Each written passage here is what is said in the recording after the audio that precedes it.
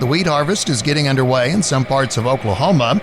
This field is just outside of Okarche, about 35 miles northwest of Oklahoma City. Michael Peters with Peters Farms. Okay, we normally start planting middle to late September. So we planted about a third of our ground in that time frame. And then we started getting some big rains there the last week of September, first couple weeks of October. So the remainder of our crop, about 2/3 of that, then got planted after that time period. Well, what we're finding this year is the wheat that was planted before those rains in September right now was grazed, so it was not yielding the best. We're hitting yields from 20 to 25 bushels, and that's due to the dry weather after that point.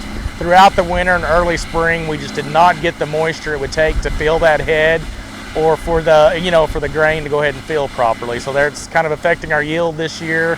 I'd say we're shooting kind of half of what we normally would expect as far as yields. And for this farm, that means a 20 bushel per acre average. The wheat we've cut so far on, it's really been good quality. The proteins have been in there, 13, some even up in the 14s, and the test weights have been, 61 to 62 and a half. And Peter says that's good quality, even with the low yields. In fact, this wheat so far is hovering just above the point where crop insurance would kick in.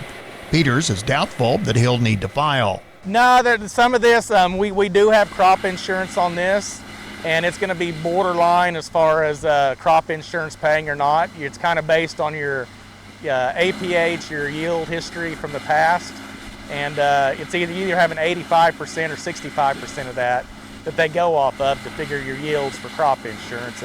And some of the fields probably will get down into that, but I think most of them will be just above that crop insurance rate. Michael Peters, Oklahoma wheat grower in Canadian County and a board member for the Oklahoma Wheat Commission. He's actually just a little bit above the early average reported for Okarche. Test weights are coming in between 55 to 58 pounds a bushel.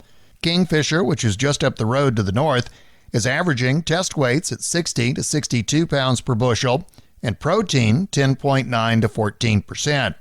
Some yields are as high as 45 bushels per acre, but they're reporting high abandonment. Reporting for the Oklahoma Wheat Commission and Oklahoma Genetics Incorporated, I'm Don Atkinson.